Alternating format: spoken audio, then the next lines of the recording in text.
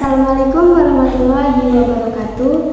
Perkenalkan, nama saya Dini Eka Aprianti dengan NIM 2486206089, Program Studi Pendidikan Guru Sekolah Dasar Fakultas Keguruan dan Ilmu Pendidikan Universitas Nahdlatul Ulama Lampung.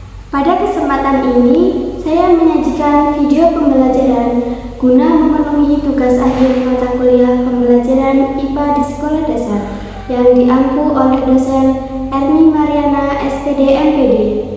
Video pembelajaran ini akan membahas tentang ciri-ciri makhluk hidup untuk siswa kelas 3 SD sekolah dasar. Selamat menyaksikan. Assalamualaikum warahmatullahi wabarakatuh. Selamat pagi anak-anak semuanya. Hari ini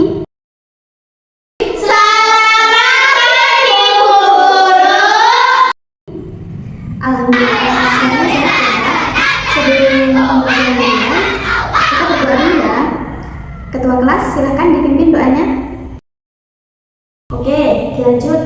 Ibu absen dulu ya. Putri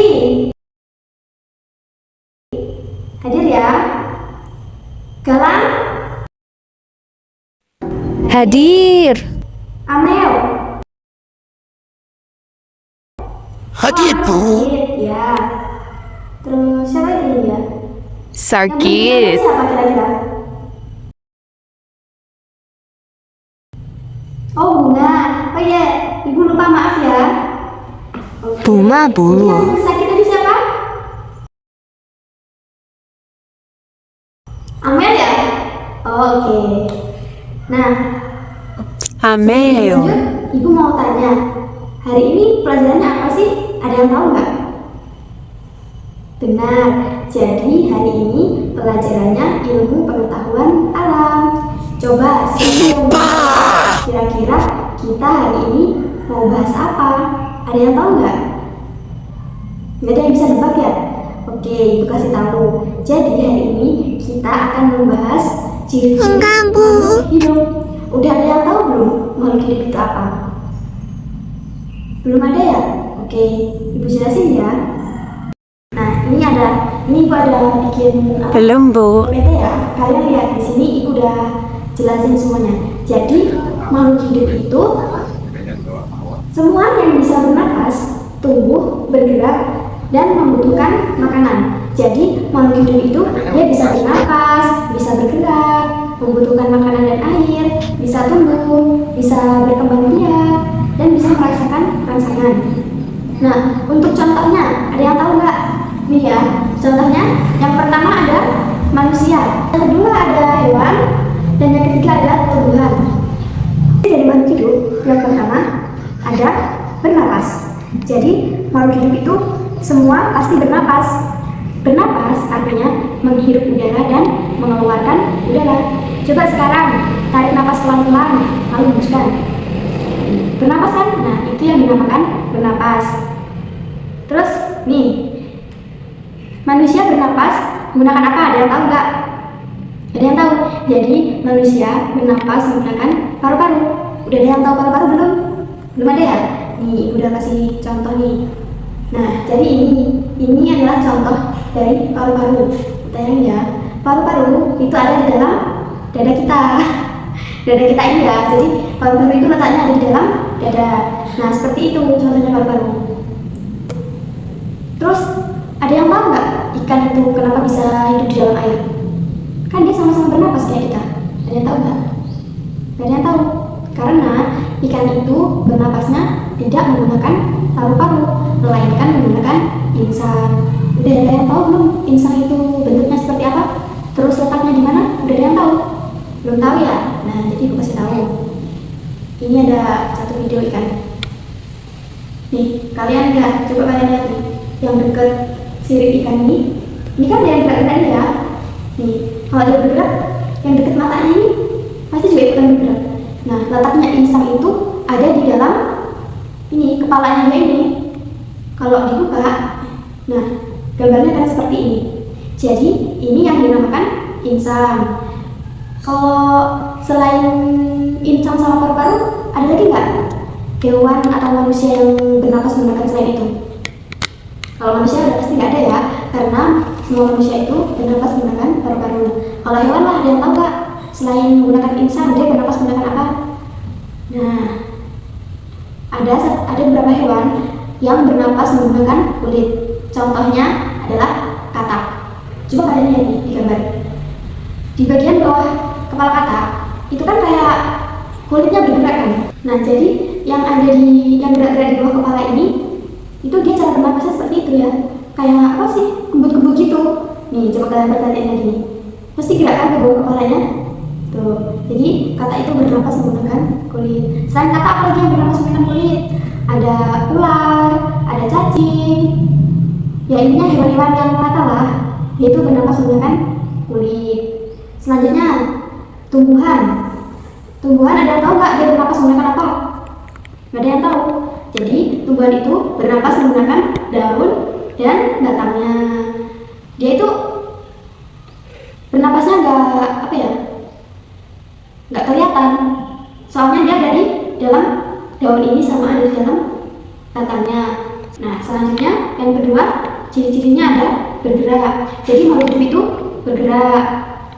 Contohnya manusia bisa berjalan, bisa berlari, melompat, menari, ya enggak? Kan? Dia bisa melompat, bisa berjalan, bisa berlari, ya enggak tuh? Nah, itu alasannya kenapa makhluk hidup itu, ciri-ciri makhluk hidup itu ada bergeraknya. Terus kalau ciri-ciri dari hewan bisa bergerak itu beda-beda ya. Kalau hewan cara bergeraknya ya, kalau seperti burung itu bisa terbang, kalau ikan bisa apa? Berenang, kalau kucing bisa jalan, bisa lari. Nih, kalau burung nih ada yang terbang kan, burung terbang. Terus kalau itu ada depannya ada bebek berenang ya. Terus selanjutnya, kalau tumbuhan itu kira-kira bisa bergerak nggak? Bisa, ya benar. Nah, tumbuhan itu bisa bergerak, cuma dia tidak bisa berpindah tempat. Karena apa? Karena ibu nggak tahu ya. Intinya dia itu bergerak kalau tertiup angin. Nih contohnya nih bunga teratai, dia bergerak karena tertiup angin. Terus ciri-ciri yang ketiga, makhluk hidup itu membutuhkan makanan dan air. Kalau kalian nggak makan, pasti kalian bakal kelaparan dan lemas. Nah, makhluk hidup itu membutuhkan makanan dan air. Agar apa? Agar bisa bertahan hidup, agar bisa tumbuh, agar bisa beraktivitas. Nah, kalau makhluk hidup tidak makan dan minum, akibatnya akan apa anak-anak? Ada yang tahu nggak? Nah, akibatnya bisa sakit dan mati ya. Jadi kalian semua jangan lupa makan ya, jangan lupa minum.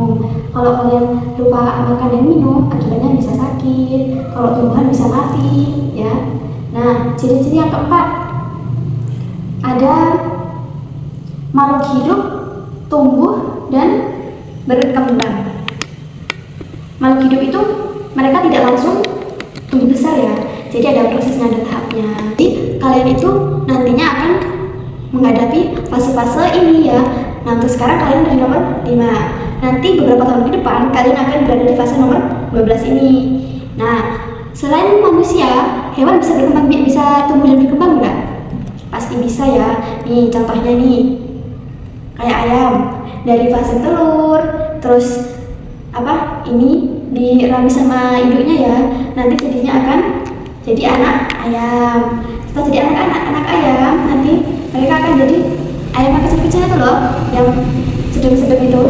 Nah, nanti ke depannya mereka akan jadi induk ayam. Itu kalau yang cewek. Kalau yang cowok akan jadi ayam jago. Nah, selanjutnya kalau tumbuhan itu, ini ibu beri contoh bunga matahari ya. Bunga matahari itu tumbuhnya dari awalnya dari biji, terus menjadi tumbuhannya kecil.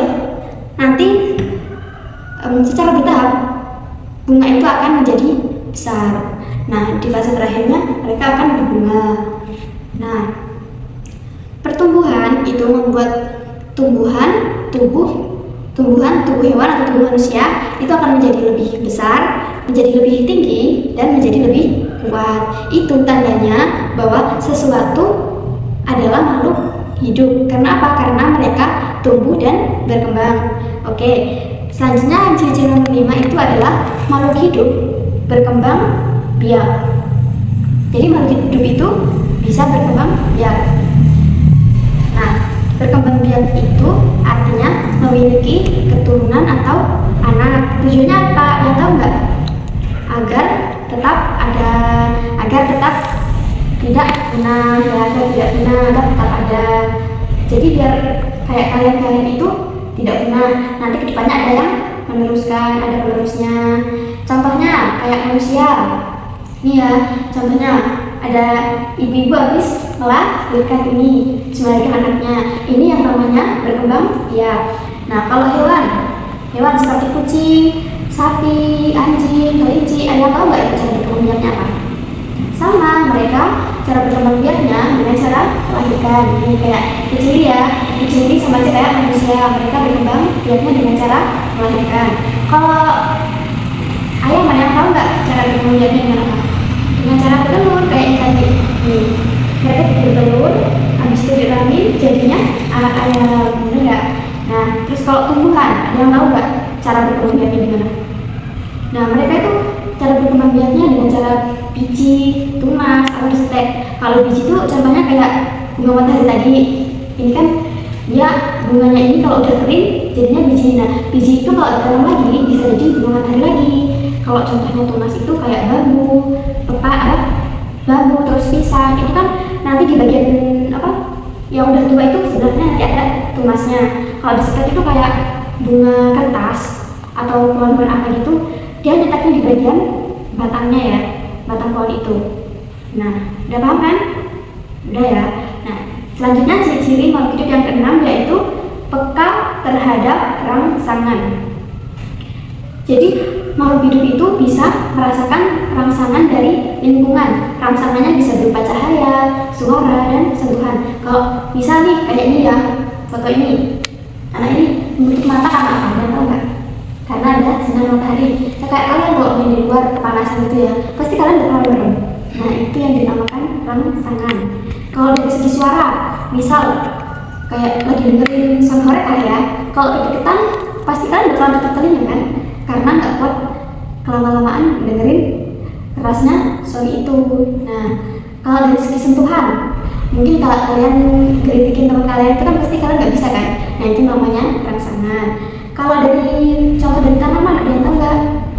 Nah, kalau dari tanaman itu contohnya kayak kalian tahu nggak tumbuhan putri lalu? Ini contohnya nih. Tumbuhan putri lalu ini kalau disentuh mereka bakalan menutup, bakalan malu. Nah, itu yang dinamakan rangsangan. Selanjutnya perbedaan makhluk hidup dan benda mati, ada yang tahu nggak? Nah, sekarang kita bandingkan ya. Contohnya aja nih, meja bisa gerak nggak? Nggak kan? Bisa bernapas nggak? Nggak bisa kan? Bisa makan dan minum nggak? Nggak bisa. Nah, itu perbedaannya antara benda mati dan benda hidup. Nih, kayak contohnya nih, gue kasih tahu nih, tas, dia bisa bergerak nggak? Nggak bisa kan? Ban bisa bergerak nggak? Nggak. Bola bisa bergerak nggak? Nah, bola itu bisa bergerak karena digerakin sama orang. Kalau dia nggak digerakin sama orang, dia nggak bakal bisa gerak sendiri. Nah, tapi kalau di bawahnya ini, contohnya kayak orang hutan, kayak apa nih, tumbuhan jagung, dia ini bakal bisa bergerak. Soalnya mereka adalah makhluk hidup. Jadi gimana tadi? Udah pada paham semua belum? Soal perbedaan makhluk hidup dan benda mati? Udah paham lah ya? Nah, sekarang kita bahas dari awal lagi. Tadi ciri-ciri makhluk hidup ada apa aja?